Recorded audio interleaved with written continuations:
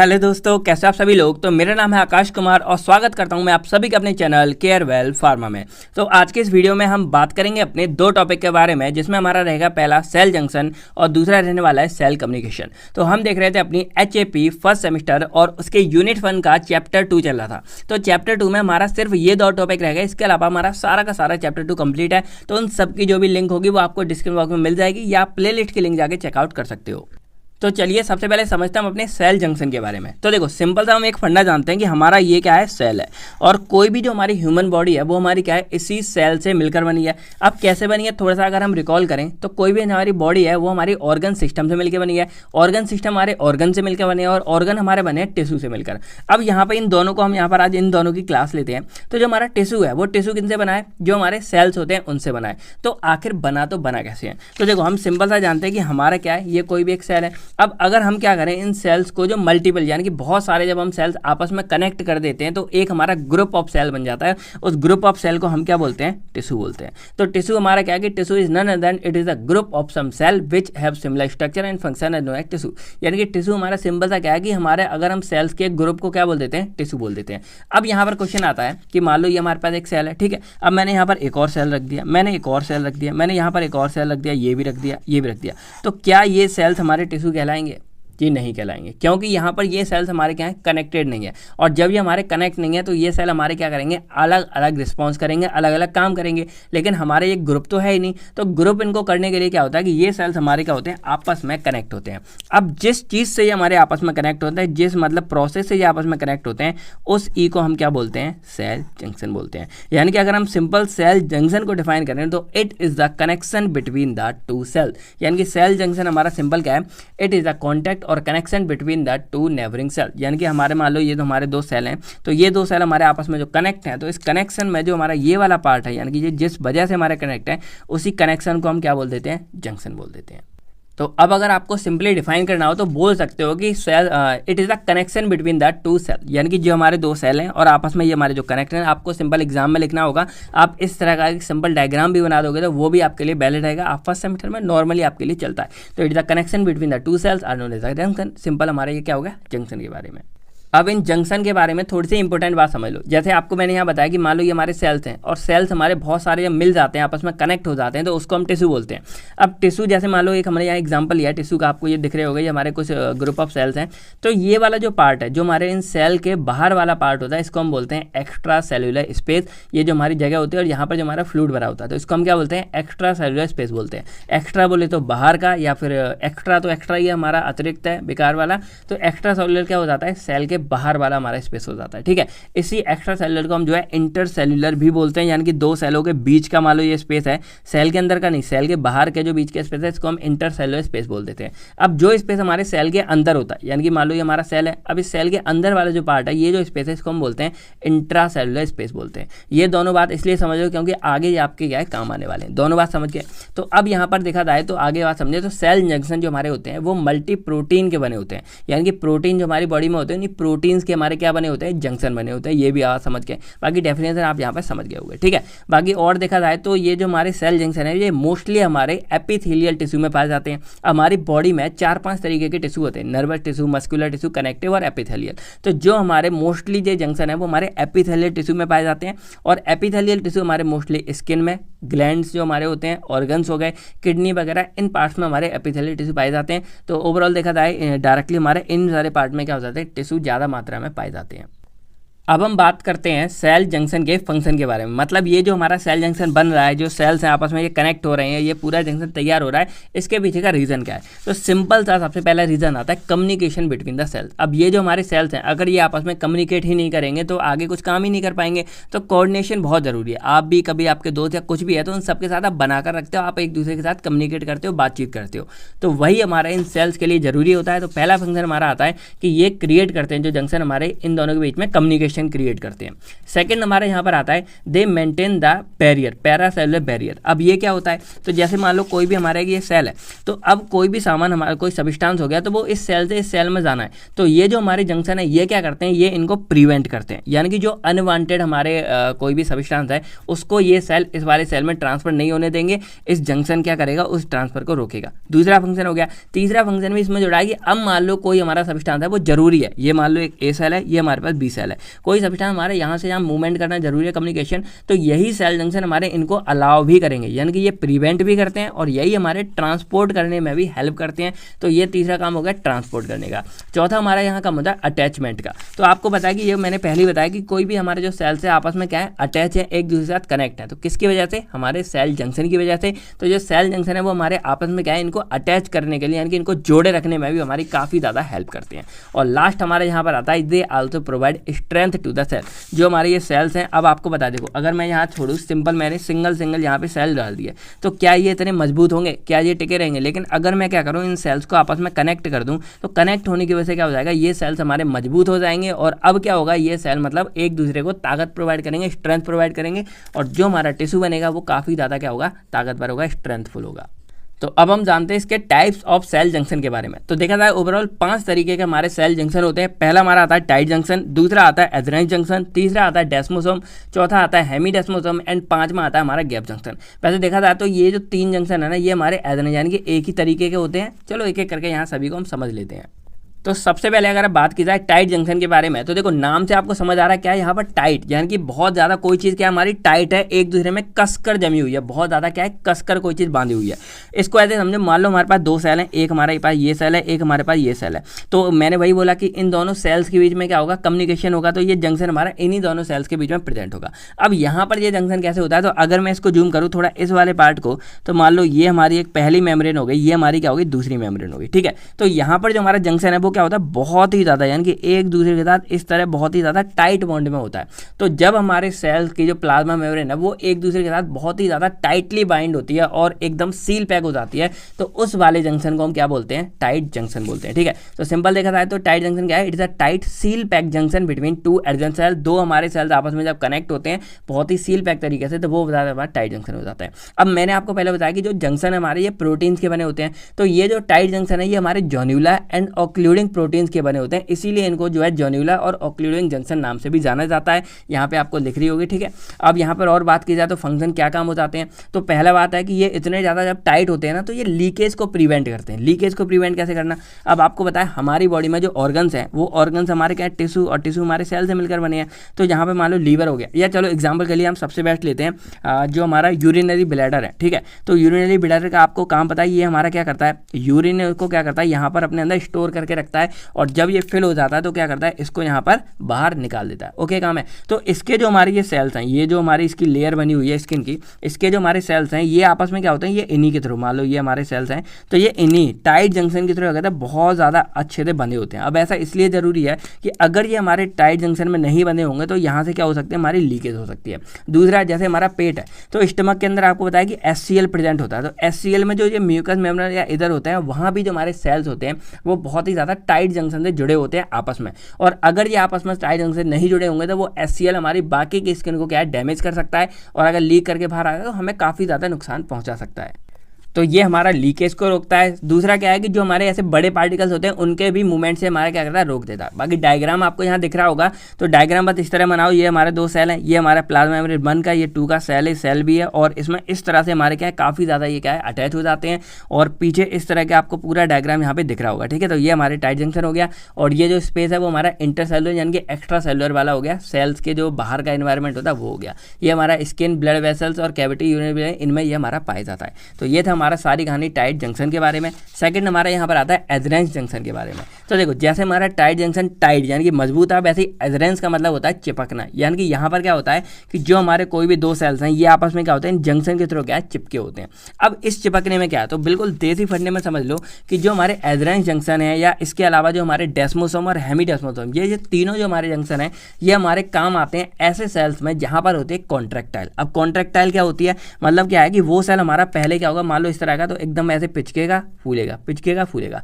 कुछ याद आया इससे क्या होता है? तो जो हमारा हार्ट है, जो हमारा दिल है, वो ऐसे ही काम करता है। पहले क्या होगा, जब दिल को हमारा पंप करना होगा तो वो होता है कॉन्ट्रैक्ट होता है, हमारा ब्लड निकल जाता है। उसके बाद जब ऊपर से हमारी दिल की फीलिंग होती है तो फिर से हमारा क्या होता है, दिल फूल जाता है। तो ऐसी जगह पर जो हमारे सेल्स होते हैं, वो सेल हमारे इन्हीं एजरेंस जंक्शन से क्या होते हैं, कनेक्ट होते हैं। मतलब क्या होता है, जो एजरेंस जंक्शन है ये यहाँ पर क्या कर रहे हैं कि मान लो कोई भी हमारे दो सेल हैं, इनके बीच में क्या कर रहे हैं, ये हमारा एक जंक्शन क्रिएट कर रहे हैं। अब ये जंक्शन हमारा इस तरह होगा कि ये इन सेल्स को मूवमेंट तो देगा लेकिन इन सेल्स को अलग नहीं होने देगा। यानी कि इन एजरेंस जंक्शन, डेस्मोसोम और हेमीडेस्मोसोम, इन तीनों का प्राइमरी काम क्या है कि they prevent the separation of cell during contractile process. तो यहाँ पर आप मेन काम इन तीनों ही का समझ गए होंगे। बाकी यहाँ पर अगर बात की जाए तो जैसे हमारे ये सेल होते हैं, तो इसमें जो हमारे ये साइटोप्लाज्मा वाला पार्ट होता है, यहाँ से लेके और इस वाले साइटोप्लाज्मा इस तक कनेक्शन हमारा होता है इन एजरेंस जंक्शन का। कैसे होता है, तो चलो मैं यहाँ पर आपको सिंपल दिखा देता हूँ कि मान लो हमारे पास क्या है, एक हमारे पास ये सेल है और एक हमारे पास ये सेल है। तो सेल्स के अंदर हमारे पाए जाते हैं कुछ प्लैक मतलब एक तरह से हमारे, आप समझ सकते हो कि हमारे जो लिपिड वाला पार्टिकल्स होता है, ऑयली पार्टिकल, उसी का ये हमारा कुछ सेल बन जाते हैं। अब इनसे हमारी कनेक्ट होती है कि प्रोटीन। तो आपको बताया भाई जंक्शन हमारे प्रोटीन के बने होते हैं। तो इसमें इस तरह होता है कि एक प्रोटीन हमारी ऐसे निकली है, एक प्रोटीन हमारी ऐसे निकली है, फिर एक ऐसी निकली है, एक ऐसी निकली है, एक ऐसी निकली है, एक ऐसी निकली है। तो इस तरह से हमारे, अगर मैं आपको यहाँ स्ट्रक्चर दिखाऊं कि मान लो एक हमारी प्रोटीन ये और ये, तो इस तरह क्या हो जाते हैं, ये आपस में कनेक्ट हो जाते हैं, इस तरह कनेक्ट होते हैं। और इसी की वजह से क्या है कि ये हमारे ऐसे थोड़ी सी क्या है, मूवमेंट कर पाते हैं, जब हमारा हार्ट कॉन्ट्रैक्ट होता है, रिलैक्स होता है, लेकिन ये अलग नहीं होते, इसीलिए ये प्रिवेंट करते हैं और इस तरह हमारे क्या कर देते हैं, ये मूवमेंट भी कर देते हैं। तो यहाँ पर आपको दिख रहा होगा, तो ये वाला जो हमारा पार्ट है, इस वाले पार्ट को हम बोलते हैं ग्लाइकोप्रोटीन बोलते हैं। ये वाला जो पार्ट है इसको हम क्या बोलते हैं, प्लैक बोलते हैं। मैंने डायग्राम बनाया है, ये हमारा सेल ए मान लो, ये हमारा सेल बी मान लो, और ये जो आपको दिख रहे होंगे जो मैं कनेक्ट है, ये हमारे ग्लाइकोप्रोटीन्स हो जाती हैं। और ये जो हमारे पार्ट है इसको हम प्लैक बोलते हैं। अब इन जो प्लैक है इनसे हमारे निकले होते हैं कुछ माइक्रोफिलामेंट, तो इससे हमारे जो डेस्मोसोम और ये हमारे सेपरेट हो जाते हैं। तो यहाँ पर जो स्टार्टिंग वाला पार्ट है, यहाँ पर दिख रहा होगा हमारे एजरेंस जंक्शन के अंदर, यहाँ पे हमारे माइक्रोफिलामेंट आते हैं एक्टिन नाम के, ठीक है। तो ये आपको बस याद रखना है, काम समझ गए, ये हमारा पूरा लिंक होता है इस तरह से, और ये हमारे इनके थ्रू लिंक होता है ग्लाइकोप्रोटीन के, सारी कहानी समझ गए। ये हमारा प्रेजेंट होता है एपिथेलियल एंड कार्डियक मसल्स में, यानी कि जो हार्ट हमारा वर्किंग करता है ना, उसमें ये हमारे जंक्शन प्रेजेंट होते हैं और हमारे हार्ट को काम करने में बहुत ज़्यादा हेल्प करते हैं। बाकी ये मैकेनिकल सपोर्ट भी प्रोवाइड करते हैं, यानी कि सेल्स को आपस में इस तरह बांधे रखते हैं, तो सेल्स हमारे मैकेनिकल सपोर्ट, यानी कि जो मैंने एक ओवरऑल फंक्शन बताया था ना स्टार्टिंग में, वो वाले आप यहाँ पर यूज़ कर सकते हो। बाकी डेस्मोसोम के बारे में अगर बात करें तो इसको हम जो है मैक्यूला अधेरेंस नाम से भी जानते हैं। अब इसके अंदर क्या हमारा डिफरेंस है, आप सिर्फ स्ट्रक्चर से समझ लो, सारी की सारी कहानी सेम है। बस यहाँ पर जो हमारे ये माइक्रोफिलामेंट है, इसको हम इंटरमीडिएट फिलामेंट बोलते हैं, ये हमारे केराटिन प्रोटीन के बने होते हैं, प्रोटीन के ही बने होते हैं सारे के सारे। ये हमारे यहाँ पर थे एक्टिन प्रोटीन के, और ये वाले जो हमारे हैं ये हमारे बने होते हैं केराटिन प्रोटीन के। दूसरा, ये हमारे थोड़े क्या होते हैं, स्ट्रेट होते हैं, और ये हमारे थोड़े से स्कैटर्ड होते हैं, यानी कि इस तरह आपको थोड़े से फैले हुए दिख जाएंगे। ये दो डिफरेंस बस ले लो, बाकी सारी कहानी हमारी सेम है। थर्ड हमारे आते हैं हेमी डेस्मोसोम। तो हेमी वर्ड से आप समझ रहे होगे, हेमी का मतलब होता है आधा। तो यहाँ पर क्या होता है, जो हमारा डेस्मोसोम है इसको हमने आधा उठा के रख दिया, यहाँ पर दोनों सेल्स के बीच में कनेक्शन होता है। लेकिन हेमी डेस्मोसोम में क्या है, एक तरफ हमारा सेल ही है, लेकिन सेल्स के जो हमारे ये प्रोटीन निकले हैं वो दूसरी तरफ जो हमारे मैट्रिक्स है, यानी कि सबसे स्टार्टिंग में मैंने आपको दिखाया था कि हमारा इस तरह का पूरा एक टिश्यू होता है। तो टिश्यू में जो हमारी एक्स्ट्रा सेलुलर लेयर होती है, इसमें सबसे नीचे हमारी क्या होती है, एपिथेलियल सेल या कोई भी उसकी बेजल मेम्ब्रेन होती है, यानी कि सबसे इनिशियल पार्ट होता है। तो इसी बेजल मेम्ब्रेन के साथ में या जो हमारा एक्स्ट्रा सेलुलर मैट्रिक्स है, इस पूरे पार्ट को मैट्रिक्स बोलते हैं। तो इस मैट्रिक्स के साथ में क्या होता है, हमारा ये जो जो हमारा सेल है वो यहाँ पर कनेक्ट होता है। तो ये जो हमारा जंक्शन है, जो हमारा किसके बीच में, सेल और मैट्रिक्स के बीच में जो हमारा कनेक्शन होता है, इसी को हम हेमी डेस्मोसोम बोलते हैं। बाकी सारी कहानी यहाँ पर क्या हमारी सेम होने वाली है। तो अब हमारे यहाँ पर लास्ट बचता है गैप जंक्शन के बारे में। तो अब हमारा यहाँ पर लास्ट जंक्शन आता है गैप जंक्शन। तो गैप जंक्शन का मतलब समझ लो कि यहाँ पर क्या होता है, जो हमारे सेल्स होते हैं उनके बीच में थोड़ा सा गैप पाया जाता है, और वो दो जो हमारे दोनों सेल्स होते हैं वो हमारे कनेक्ट होते हैं इस तरह के पाइप, यानी कि एक चैनल होते हैं हमारे प्रोटीन के, उनसे कनेक्ट होते हैं। कैसे होते हैं, तो मान लो यही हमारे सेम दो चैनल हैं, और इन चैनलों में क्या है, मान लो एक ही हमारा चैनल है, तो इन चैनलों के बीच में इस तरह का छोटा सा, इस तरह का हमारा क्या है, छोटा सा पार्ट यहाँ पर बना होता है। तो ये हमारा कहलाता है गैप जंक्शन। दोनों सेल है, इसको थोड़ा सा जूम करके मैंने यहाँ पर डाल दिया। तो अब यहाँ कहानी समझो, ये हमारा सेल ए, ये हमारा सेल बी, ये वाला पार्ट इंटरसेलुलर हो गया, और ये हमारे हो गए चैनल, प्रोटीन चैनल हो गए। इन चैनल को हम कॉनेक्सॉन नाम से भी जानते हैं, और ये सेल जंक्शन होता है इसको हम नेक्सस नाम से भी जानते हैं। ये आप सिंपल समझ गए नाम। अब इसमें क्या होता है कि यहाँ पर जो हमारा कनेक्शन होता है वो दोनों के साइटोप्लाज्मा से कनेक्शन होता है, यानी कि एक ये सेल है, एक ये सेल है। तो यहाँ पर देखो मेम्ब्रेन में नहीं है, या जो हमारा साइटोप्लाज्मा वाला है वहाँ पर इसका एक एंड ओपन होता है, और दूसरा एंड दूसरे सेल के साइटोप्लाज्मा में क्या है, एंड ओपन होता है। तो इस तरह से हमारा ये कनेक्शन होता है। अब इसका काम क्या होता है, तो it is the rapid transfer between ions, जो हमारे आयंस होते हैं, स्मॉल मॉलिक्यूल्स होते हैं, न्यूट्रिएंट होते हैं, सब्सटेंस होते हैं, वो हमारे एक सेल से दूसरे सेल में क्या करते हैं, ट्रांसफर करते हैं, इस गैप जंक्शन के थ्रू करते हैं। बाकी इसमें हमारा इलेक्ट्रिकल सिग्नल का भी ट्रांसफर होता है, यानी कि कोई भी इलेक्ट्रिक सिग्नल है वो हमारे यहाँ से यहाँ क्या करेगा, ट्रांसफर करेगा, तो ये भी हमारा गैप जंक्शन के बीच में होता है। तो यही एग्जांपल है कि ये हमारे जो कार्डियक मसल सेल होते हैं कार्डियक के, उनके बीच में ये हमारे पाए जाते हैं, जिससे हमारा कोई इलेक्ट्रिक कंडक्शन है। आपको पता है हार्ट में इलेक्ट्रिक कंडक्शन होता है, जिसकी वजह से हमारा हार्ट जो है कॉन्ट्रैक्ट है, रिलैक्स करता है, यानी कि धक धक करता है, लवडव करता है, तो उसमें भी हमारे ये वाले जंक्शन जो है ऐड होते हैं। तो यही था हमारे सारी कहानी जंक्शन के बारे में। अब हम नेक्स्ट अपने जो है सेल कम्युनिकेशन के बारे में पढ़ेंगे। तो अब अगर हम बात करें सेल कम्युनिकेशन के बारे में, तो इसको जो है सेल सिग्नलिंग नाम से भी जानते हैं। अब सेल कम्युनिकेशन क्या चीज़ होती है, तो सिंपल सा बंदा आप लोग जानते हैं कि मान लो एक हमारा सेल ये ए है, एक हमारा सेल ये बी है, तो ये आपस में क्या कर रहे हैं, कम्युनिकेट कर रहे हैं, एक दूसरे से बात कर रहे हैं, एक दूसरे को सिग्नल ट्रांसमिट कर रहे हैं, तो यही हमारी क्या कहलाती है, सेल कम्युनिकेशन कहलाती है। अब ये ज़रूरत क्यों है, इससे मतलब क्या ही फंडा क्या ही है हमारा पूरा, तो इसको एग्जाम्पल से समझते हैं। मान लो एक बंदा यहाँ पर कोई भी खड़ा हुआ है और गैस में मतलब किचन में हो रहा है हमारा दूध गर्म, ठीक है, तो ये हमारा क्या है, दूध का पतीला है। अब मान लो ये आया और इसने क्या किया, गलती से इस पतीले पे क्या हाथ रख दिया। अब ये हमारा क्या है, बहुत ज़्यादा गर्म है, तो अब क्या होगा, जैसे ही हमारा गर्म है तो ये बंदा क्या, हाथ क्या जलेगा। तो अब आपने देखा होगा जैसे ही आप किसी भी गर्म चीज़ को टच करते हो, आप टच करते ही तुरंत उसको एकदम जैसे गर्म फील होगा, आप तुरंत क्या करोगे, उस चीज़ को हटा लोगे। अब यहाँ पर क्वेश्चन आता है कि ये हमारा ये गर्म है, तो ये गर्म हमारा क्या है, इस हाथ ने फील किया, ओके, इस हाथ ने टच किया, तो ये वाली जो मैसेज था, यानी कि हमारा ये पतीला गर्म है, ये हमारे ब्रेन तक कैसे पहुंचा, क्योंकि आप सभी लोग जानते हो कि हमारा जो मेन कोऑर्डिनेशन है, यानी कि जो मालिक है हमारे पूरी बॉडी का, वो हमारे क्या है, ब्रेन है। और ये ब्रेन ही है जो एक एक काम हमसे कराता है। अभी जो मैं लिख पा रहा हूँ, या अभी जो आप वीडियो देख रहे हो, कुछ भी अगर आप दिमाग में सोच लो मुझे वीडियो नहीं देखनी है या मुझे ये काम करना है वो करना है, आप वही काम करोगे, तो ये ब्रेन ही आपका सर्व करता रहता है। तो ये ब्रेन तक इन्फॉर्मेशन हमारी पहुँच कैसे रही है, क्या यहाँ पर वाईफाई लगा है जो ऐसे उड़कर पहुँच रही है, नहीं, तो ये इसमें हमारे काम आते हैं सेल। और सेल कम्युनिकेशन कैसे आता है, तो आपको पता है कि हमारी जो कंप्लीट बॉडी है वो हमारी पूरी पूरी क्या सेल से मिलकर बनी है। यहाँ मैं दिखा दे रहा हूँ ऊपर ऊपर, वैसे देखा जाए तो हमारी बॉडी में बहुत सारे मिलियन ट्रिलियंस में क्या है, बिलियंस में हमारे सेल प्रेजेंट है। तो इस तरह हमारी बॉडी में सेल्स प्रेजेंट है। तो ये हमारे इन्फॉर्मेशन पहुँचती कैसे कि यहाँ पर मान लो कोई भी गर्म फील हुआ, तो गर्म फील होगा तो यहाँ पर हमारा एक नर्व इम्पल्स हमारे इस वाले यहाँ पर मतलब हमको फील होगा, वो फीलिंग यहाँ पर जाएगा हमारा पहले सेल के पास, यहाँ से इस सेल, यहाँ से इस सेल, इस सेल, और ऐसे करते करते हमारी information cell to cell transfer होते होते हमारे ब्रेन तक पहुंच जाएगी। और जब ब्रेन को ये पता लगेगा भाई ये बहुत ज़्यादा गर्म है, तो अब ये इन्फॉर्मेशन हमारी वापस आएगी और तुरंत इस हाथ के पास ऑर्डर आएगा कि भाई ये इसका रिस्पॉन्स आएगा, ये हाथ क्या करेगा, इस पतीले से हट जाएगा। अब बहुत लोग सोच रहे होंगे सर इसमें तो हमारा हाथ जल के कोयला हो जाएगा, तो ऐसा बिल्कुल नहीं है। जो ये हमारा काम हुआ, यहाँ से हमारा सिग्नल यहाँ पहुँचा, यहाँ से सिग्नल हमारा यहाँ आया, ये हमारा बिल्कुल कुछ माइक्रो सेकेंड से भी कम टाइम में होता है, यानी कि 1 सेकंड भी नहीं लगती है आपको। 1 सेकंड का अंदर भी तोड़ के बहुत सारे सेकंड बना दो ना, तो उसमें भी कुछ 1-2 माइक्रो सेकंड वाला टाइम आपको लगेगा, और इतनी देर में आप इसको टच करके और हटा दोगे। जैसे वायर में बिजली ट्रांसफर होती है, लाइट की स्पीड होती है, उन्हीं जैसी, उतनी नहीं लेकिन उन्हीं जैसी कुछ स्पीड हमारी इसकी होती है। बहुत ही जल्दी हमारा ये सेल ट्रांसफर हो जाता है हमारे ब्रेन तक, और वहाँ से रिस्पॉन्स भी हमारा फटाफट यहाँ पे आ जाता है। तो ये होता है हमारा सेल कम्युनिकेशन। इसलिए होता है हमारा सेल कम्युनिकेशन कि यहाँ पर क्या होता है, एक सेल से हमारे दूसरे सेल में इंफॉर्मेशन ट्रांसफर होती है, दूसरे से तीसरे में होती है, और इस तरह हमारी बॉडी में क्या है, ये पूरा सेल सिग्नल चलता रहता है। अब इसको सेल सिग्नलिंग भी बोला जाता है। इसलिए बोला जाता है क्योंकि जो हमारा पहला सेल और दूसरे सेल में जो ट्रांसफर हो रहा है वो सिग्नल के थ्रू होता है। यानी कि पहला सेल क्या करेगा, यहाँ से जो इन्फॉर्मेशन यहाँ भेजेगा, तो उस इन्फॉर्मेशन को हम क्या बोलते हैं, सिग्नल बोलते हैं, और इसको ये वाला सेल क्या करेगा, रिसीव करेगा। तो इसलिए इसको सेल सिग्नलिंग भी बोला जाता है। और इसको हम पूरा ट्रांसफर मतलब डिफाइन कर सकते हैं कि in this the cell transmit send, यानी कि ट्रांसमिट को हम सेंड भी बोल रहे हैं। यहाँ पर ये आपको ये नहीं दिख रहा होगा, तो सेल क्या करेगा, यहाँ पर सेंड करेगा, रिसीव करेगा, प्रोसेस करेगा signal from one cell to another. यानी कि यहाँ पर ओवरऑल कहानी क्या हो रही है, हमारा एक सेल क्या कर रहा है, दूसरे सेल के पास पूरी इन्फॉर्मेशन भेज रहा है और वहाँ से ले रहा है। तो ये पूरा जो फंडा है इसी को हम क्या बोलते हैं, सेल कम्युनिकेशन बोलते हैं। बाकी अगर बात करें तो ये जरूरी क्यों है, तो ये हमारी बॉडी में होम्योस्टेटिस को मेंटेन करता है। होम्योस्टेटिस मतलब जो हमारा एनवायरनमेंट आपने स्टार्टिंग में पढ़ा होगा, फीडबैक सिस्टम, ये तो वैसे देखा जाए हर कहीं ज़रूरत है, क्योंकि पूरी बॉडी के जो सेल्स है आपस में कम्युनिकेट करके हमारी इन्फॉर्मेशन एक से दूसरी जगह पहुंच रही है। तो ये तो हमारी बॉडी में हर जगह जरूरत है। यानी कि हमारी होम्योस्टेटिस में हमारी बॉडी को ग्रोथ करने के लिए, बॉडी को डेवलप करने के लिए हमें इस सेल कम्युनिकेशन की ज़रूरत होती है।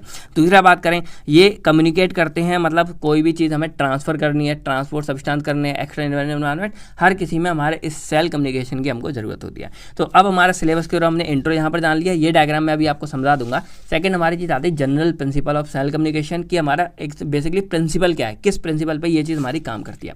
तो देखो सिंपल क्या होता है यहाँ पर, हमारी दो चीज़ें आती हैं, एक हमारा आता है लीगेंड और एक चीज़ हमारी आती है रिसेप्टर। तो लीगेंड यहाँ पर हमारा क्या होता है, जैसे मान लो ये सेल है और एक ये सेल है, सेल ए सेल बी। अब इन दोनों सेलों को आपस में कम्युनिकेट करना है, ठीक है। तो यहाँ पर सेल ए क्या कर रहा है, सेल बी के पास कोई भी इन्फॉर्मेशन भेज रहा है। तो सेल ए सेल बी के लिए इन्फॉर्मेशन भेजने के लिए यहाँ पर निकालता है कुछ, यहाँ पर जो हमारे कुछ हार्मोन्स होते हैं या कुछ हमारे केमिकल्स होते हैं या कुछ सिग्नलिंग मॉलिक्यूल्स हैं जो हमारे सिग्नल आगे भेज रहे हैं, तो इनको बोलते हैं हम लीगेंड। यानी कि सेल ए ने अपनी इन्फॉर्मेशन भेजने के लिए कुछ यहाँ पर लीगेंड्स तैयार किए जो आपको यहाँ पर दिख रहे होंगे, तो इनको हम बोलते हैं लीगेंड्स बोलते हैं। सेकंड फंडा क्या होगा, जैसे ही यहाँ से इन्फॉर्मेशन पहुंचेगी, हमारा जो टारगेट सेल है, अब इनमें हमारा फंडा आता है रिसेप्टर वाला और हमारा लीगेंड वाला। यानी कि जो हमारे ये लीगेंड्स है वो हर किसी रिसेप्टर पे जाके बाइंड नहीं होंगे, जो इनके लिए फिक्स है। यानी कि कुछ टारगेट हमारे सेल्स होते हैं, उन टारगेट सेल के जो टारगेट रिसेप्टर हैं उन पर जाके ये हमारा बाइंड करेगा। और जब ये हमारे यहाँ पर जाके बाइंड कर देगा, जो हमारा दूसरा सेल है उसके रिसेप्टर पे जाके ये बाइंड करेगा, तो ये जो हमारे रिसेप्टर हैं वो हो जाएंगे एक्टिवेट।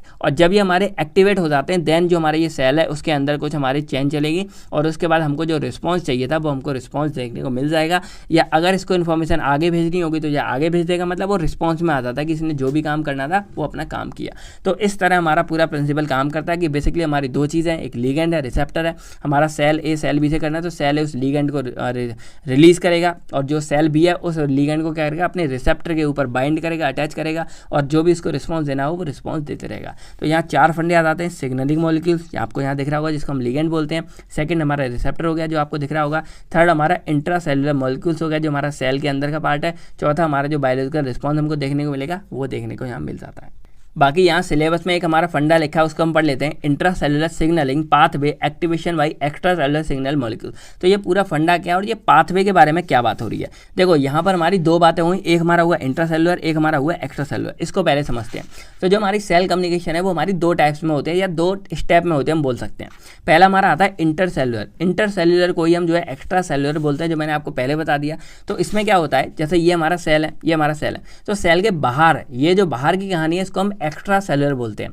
तो एक्स्ट्रा सेलुलर में क्या होता है कि यहाँ पर हमारा जो सेल है, जो पहला सेल है, वो जब यहाँ पे अपने लीगेंड्स को रिलीज कर रहा है तो वो एक्स्ट्रा सेलुलर एनवायरनमेंट में रिलीज कर रहा है। तो इस वाले सिग्नलिंग को हम बोल देते हैं इंटरसेलुलर या फिर एक्स्ट्रा सेलुलर। यहाँ फर्क समझो, ये हमारा इंटर है जिसको हम एक्स्ट्रा बोलते हैं और ये हमारा इंट्रा है, ठीक है। तो इंटर इंट्रा में आप कंफ्यूज मत हो जाना, इसमें आप डिफरेंस समझते रहना। तो इंट्रा एक्स्ट्रा समझ गए, यानी कि जब तक हमारा लीगेंड बाहर था और बाहर रह के वो अपने रिसेप्टर पे बाइंड नहीं हो गया तब तक वो हमारा कहलाता है इंटरसेलुलर या फिर एक्स्ट्रा सेलुलर वाला।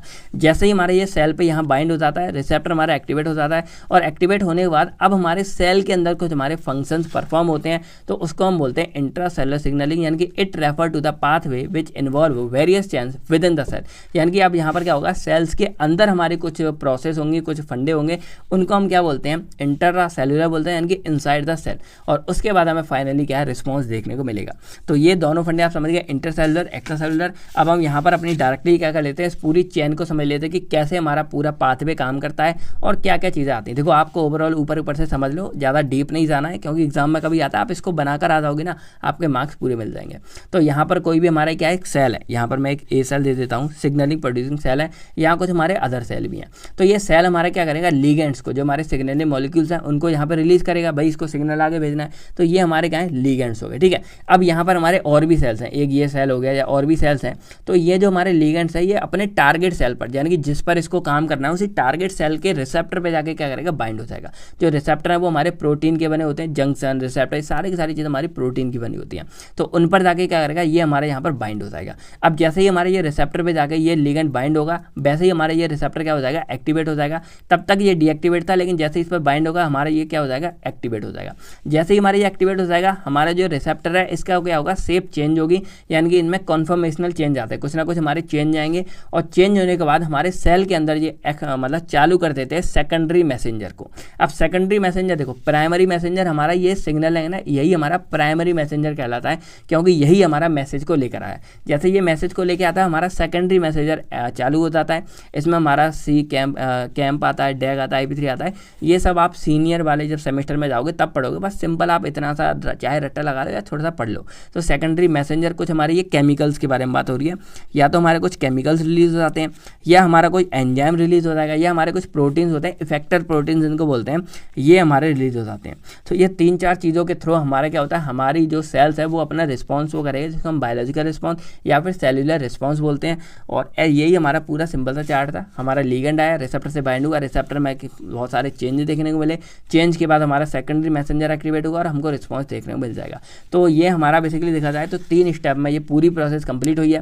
पहली हमारी थी रिसेप्शन, तो रिसेप्शन में हमारा लिगेंड क्या हुआ, रिसेप्टर से जाके क्या हुआ, बाइंड हो, यानी कि जब ये हमारा फंडा हुआ इसको हम रिसेप्शन बोल देते हैं। सेकंड हमारा आता है ट्रांसड्यूसन, तो ट्रांसड्यूसन में क्या है, ये इंट्रासेलुलर सिग्नलिंग, यानी कि अब हमारा रिसेप्टर एक्टिवेट हो गया और उसमें कुछ ना कुछ चेंज हुआ और चेंज होने के बाद उसने सेकेंडरी मैसेंजर को एक्टिवेट कर दिया। तो इंट्रासेलुलर सिग्नलिंग हमारे इस ट्रांसड्यूसन के बीच में आ जाता है।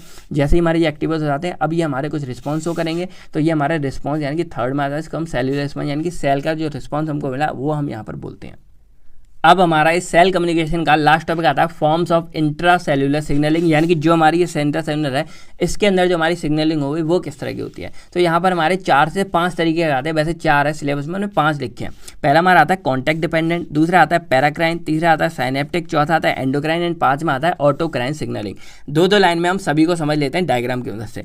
कॉन्टैक्ट डिपेंडेंट पे क्या होता है, आप यहाँ नाम से समझ रहे होंगे कि यहाँ पर जो हमारे सेल्स होते हैं उसकी जो मेम्ब्रेन होती है ना, वो मेम्ब्रेन से मेम्ब्रेन का कॉन्टैक्ट होता है, यानी कि आपस में मेम्ब्रेन कनेक्ट हो जाती हैं और एक दूसरे को सिग्नल भेज देती हैं। कैसे भेजती हैं, तो ये हमारा मान लो सिग्नलिंग सेल है जो सिग्नल भेजता है, ये हमारा टारगेट सेल के बाद सिग्नल जाना होगा। तो यहाँ पर जो हमारा सिग्नल है वो मेम्ब्रेन, देखो ये रेड कलर की मेम्ब्रेन है, तो इसी मेम्ब्रेन से कनेक्टेड ये हमारा है, और ये जो टारगेट सेल है वो मेम्ब्रेन से कनेक्टेड है। तो इस तरह जब हमारा सिग्नल ट्रांसफर किया जाता है उसको हम बोलते हैं यहाँ पर डायरेक्ट कॉन्टैक्ट, या फिर हम इसको जो है अपना सिंपल बोल देते हैं कॉन्टैक्ट डिपेंडेंट, यानी कि एक तरह से कॉन्टैक्ट, यहाँ पर कॉन्टैक्ट हमारा आपस में है, इसकी वजह से हमारा डिपेंड। एग्जाम्पल के लिए जो हमारा इम्यून सिस्टम है या इम्यून रिस्पॉन्स है वो हमारा इन्हीं सेल की वजह से रिस्पॉन्स देखने को मिलता है। सेकंड हमारा आता है पैराक्राइन सिग्नलिंग। अब पैराक्राइन के अंदर क्या होता है कि यहाँ पर जो हमारा सिग्नलिंग सेल है और कम्युनिकेशन सेल है वो हमारे आपस में पास होते हैं, यानी कि नियर भी सेल, हमारे कोई नॉर्मल इस तरह के सेल हैं, तो जो पास वाले सेल है उनमें जो सिग्नल भेजा जा रहा है नॉर्मली वो हमारा इसी पैराक्राइन सिग्नलिंग के थ्रू भेजा जाता है। कुछ भी फंडा नहीं, बस इतना सिंपल है। एग्जाम्पल जो हमारे मसल सेल है वो आपस में इसी तरह से कोऑर्डिनेट करते हैं, एक दूसरे से बात करते हैं। थर्ड हमारा यहाँ पे आता है साइनेप्टिक सिग्नलिंग। साइनेप्टिक सिग्नल में क्या है, आप ये नर्वस सिस्टम नेक्स्ट सेमेस्टर में पढ़ोगे। यहाँ पर जैसे हमारा ये पूरा एक न्यूरॉन होता है, आपको इस तरह दिख जाएगा, ये न्यूरॉन होता है। तो न्यूरॉन के लास्ट वाला पार्ट जो होता है, यहाँ से हमारे न्यूरोट्रांसमीटर निकलते हैं, और जो इसके पास हमारा कोई सेल होगा वहाँ पर जो टारगेट सेल होगा वहाँ पे जाके ये हमारे जो न्यूरोट्रांसमीटर है वो यहाँ पे अटैच हो जाते हैं इनके रिसेप्टर पे जाके, और हमको रिस्पॉन्स देखने को मिलता है। तो इस तरह का जो हमारा मतलब कम्युनिकेशन है, यहाँ पे जो हमारा न्यूरॉन्स है वो टारगेट सेल पे जाके अपना जो भी हार्मोन्स है उसको रिलीज कर रहे हैं न्यूरोट्रांसमीटर को, और अपना रिस्पॉन्स दे रहे हैं, उसको हम सिग्नलिंग साइनेप्टिक सिग्नलिंग बोलते हैं, क्योंकि ये वाला जो पूरा एरिया इसको हम साइनेप्टिक क्लेफ्ट बोलते हैं। तो साइनेप्टिक की वजह से इसको साइनेप्टिक सिग्नलिंग बोलते हैं। ठीक है, आपको ज़्यादा कुछ नहीं, नॉर्मली ऐसी चीज़ करना है। ठीक है, एग्जाम्पल के लिए आप इसमें न्यूरोट्रांसमीटर वाला लिख सकते हो, यही लिख देना बहुत है। चौथा हमारा आता है एंडोक्राइन सिग्नलिंग। तो एंडोक्राइन सिग्नलिंग में बेसिकली यहाँ पर क्या आता है कि जैसे जो एंडोक्राइन ग्लैंड्स होते हैं वो डायरेक्टली अपना असर नहीं दिखाते, तो वो क्या करते हैं अपने हार्मोन्स को किसी ब्लड के अंदर छोड़ देते हैं। जैसे ही हार्मोन्स हमारे ब्लड के अंदर आ जाते हैं, बहेंगे, और जो भी टारगेट सेल होगा ना उस टारगेट सेल पे जाके ब्लड से निकल के और वापस उस टारगेट सेल पे जाके क्या करेंगे, अपना इफेक्ट शो करने लगते हैं। तो यहाँ पर देखा जाए तो ये हमारे एंडोक्राइन वाले सिग्नलिंग कहलाते हैं कि यहाँ पर जो हमारा सिग्नलिंग है वो हमारे पहले ब्लड के अंदर आ जाएगा, ब्लड के अंदर बह के वो अपने टारगेट सेल के पास पहुँच जाके अपना इफेक्ट शो करता है, ये हमारा एंडोक्राइन हो जाएगा। एग्जाम्पल जैसे हमारे ईस्ट्रोजन है, यानी कि जो भी हमारे सेक्स हार्मोन हो गए, ईस्ट्रोजन, प्रोजेस्टेरोन या और भी जो नॉर्मली हार्मोन्स हो गए, वो हमारे इन्हीं के थ्रू यानी कि एंडोक्राइन सिग्नलिंग के थ्रू एक दूसरे को ट्रांसफर करते हैं। एंड लास्ट हमारे यहाँ पर आता है एक ऑटोक्राइन सिग्नलिंग। अब ऑटोक्राइन का मतलब क्या है, ऑटो मतलब होता है स्वयं, खुद। तो यहाँ पर क्या होता है, जैसे मान लो कि हमारा सेल है ये, तो जब हमारे लिगेंड्स को यानी कि जो हार्मोन्स को या कुछ भी सिग्नलिंग मॉलिक्यूल्स को रिलीज कर रहा है, तो वो मॉलिक्यूल्स हमारे उसी सेल के बाइंडिंग साइड पर जाके अटैच हो जाते हैं। यानी कि मान लो ये सेल है तो इसी सेल की बाइंडिंग साइड जो हमारे रिसेप्टर है वहाँ जाके ये अटैच हो जाएंगे, तो ये हमारे कहलाते हैं यहाँ पर सिंपल ऑटोक्राइन सिग्नलिंग, यानी कि जो सेल है उसी सेल पर जाके अपना इफेक्ट शो कर रहे हैं। एग्जांपल के लिए जो हमारे कैंसर सेल हैं तो वो इसी तरह से हमारे एक दूसरे सेल को मारने लगते हैं, इफेक्ट करने लगते हैं। ठीक है, मेटास्टेसिस वाली सिचुएशन है, तो ये हमारे ऑटोक्राइन सिग्नलिंग कहलाती है। तो आई होप आपको सारी कहानी समझ आ गई होगी पूरे सेल कम्युनिकेशन के बारे में, सेल जंक्शन के बारे में। अब अगर आपको कोई भी डाउट्स है तो आप कमेंट करके पूछ सकते हो। बाकी इसी के साथ हमारी सेलुलर लेवल वाला पूरा चैप्टर कंप्लीट होता है। नेक्स्ट वीडियो में हम ट्राई करेंगे टिश्यू के बारे में सारी कहानी एक ही वीडियो में समझे, लेंथी होगी लेकिन सारी कहानी आपको एक में मिल जाएगी। तो बस मिलते हैं आपसे बहुत ज़्यादा नेक्स्ट वीडियो में, तब तक thank you, take care and आप सभी लोग अपना अपनी फैमिलीज का ख्याल रखिएगा। बाकी कोई भी डाउट्स है कमेंट करके पूछ सकते हो। जय हिंद दोस्तों।